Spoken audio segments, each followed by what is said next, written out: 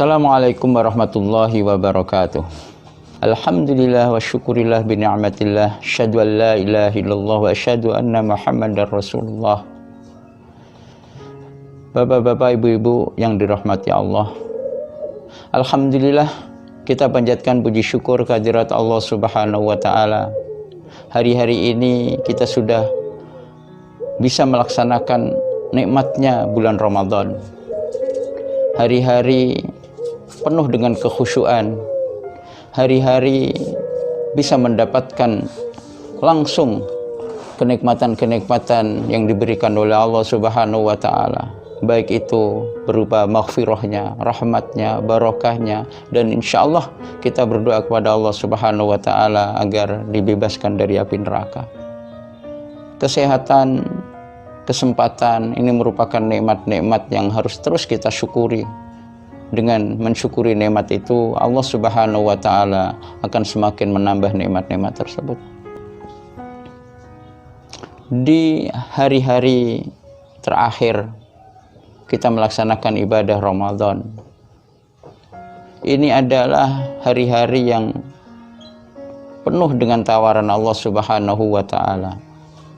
Kalau kita baca ayat-ayat mengenai bulan Ramadan, dimulai dari ayat ya ayyuhalladzina amanu kutiba alaikumussyam kama kutiba alal ladzina min qablikum la'allakum tattaqun.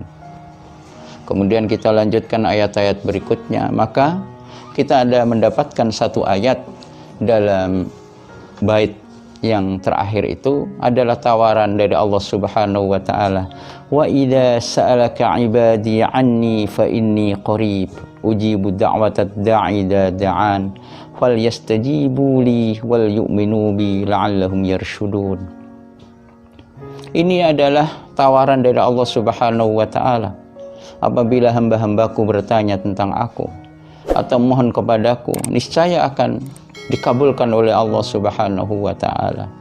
Dan ayat ini dicantumkan dalam rangkaian mengenai ayat-ayat puasa. Ini adalah tawaran dari Allah Subhanahu wa taala betapa pada hari puasa itu, pada bulan Ramadan itu, kita dekat dengan Allah Subhanahu wa taala, sehingga tidak ada lagi hijab yang menghalangi kita ketika berdoa kepada Allah. Kalau kita sudah dekat dengan Allah, betapapun beratnya ujian-ujian kepada kita, betapapun beratnya kita di dalam beribadah kepada Allah Subhanahu wa taala, betapapun beratnya kita menanggung beban-beban yang kadang-kadang menurut logika kita tidak lagi mampu menyelesaikan, maka kita masih memiliki Allah Subhanahu wa taala. Kita serahkan sepenuhnya kepada Allah Subhanahu wa taala seraya memohon, ya Allah, selesaikanlah urusan kami, mudahkanlah urusan kami, cabutlah musibah-musibah yang ada pada diri. Dan kita harus yakin bahwa doa-doa yang kita lantunkan kepada Allah Subhanahu wa taala pastilah diijabah, apapun bentuknya dan kapan pertolongan atau doa-doa kita itu akan dijawab oleh Allah Subhanahu wa taala, itu hanya Allah yang mengetahui.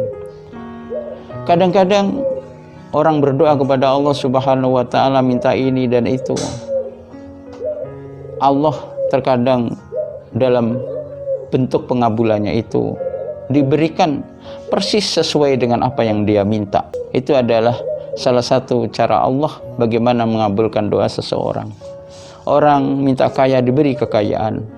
Orang minta urusannya diselesaikan sebagaimana yang dia inginkan, Allah selesaikan sebagaimana dia inginkan. Itu adalah cara Allah yang pertama.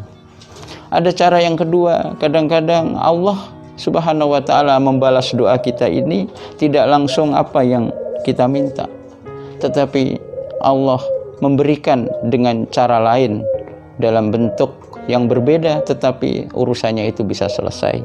Misal, ada orang miskin yang tidak bisa menyekolahkan anaknya. Dia berdoa kepada Allah Subhanahu wa taala, ya Allah, berikanlah kami harta benda yang banyak sehingga kami bisa menyekolahkan anak ke perguruan tinggi, kami bisa melanjutkan sekolahnya dan sebagainya. Berdoa kepada Allah Subhanahu wa taala.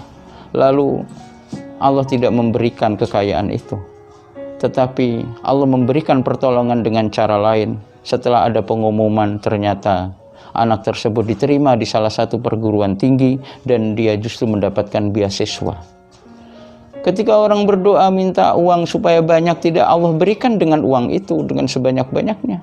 Tetapi cara Allah menolong, tujuannya terpenuhi, yaitu dia bisa kuliah melanjutkan ke perguruan tinggi dengan mendapatkan beasiswa bahkan.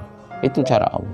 Ada cara pengabulan doa yang ketiga, yang kadang-kadang kita tidak merasakan, yaitu dicabutnya musibah-musibah yang disebut orang, ada istilah tolak bala. Itu adalah bagian dari cara Allah Subhanahu wa Ta'ala mengabulkan doa-doa hambanya yang mestinya dia mendapatkan ujian yang berat. Oleh Allah Subhanahu wa Ta'ala dicabut ujian itu dengan cara-cara menurut Allah Subhanahu wa Ta'ala. Bapak Ibu sekalian, pada bulan Ramadan sekali lagi ini penting bagi kita mendekatkan diri kepada Allah Subhanahu wa Ta'ala sebagaimana tawarannya itu. Kalaupun ada sesuatu doa kita ternyata ditolak oleh Allah Subhanahu wa Ta'ala, mungkin ada syarat-syarat yang belum terpenuhi, kita belum layak ditolong oleh Allah Subhanahu wa Ta'ala. Bapak Ibu sekalian, suatu hari Rasulullah SAW bercerita, ada seorang berdoa kepada Allah Subhanahu wa Ta'ala, ya Rabb, dengan mengajukan doa, wahai Tuhanku, wahai Tuhanku. Dia menyampaikan minta ini, minta itu dan sebagainya, lalu ditolak oleh Allah Subhanahu wa Ta'ala. Kemudian Rasulullah SAW mengatakan, bagaimana orang akan dikabulkan doanya? Wa ta'amu haramun, makanannya haram, wa syarabu haramun, minumannya haram, wa malbasu haram, yang dipakai pun dia haram. Fa aina yustajabulah, bagaimana doa itu akan dihijab oleh Allah Subhanahu wa Ta'ala sementara dia bergelimang dengan apa-apa yang tidak disukai oleh Allah Subhanahu wa Ta'ala.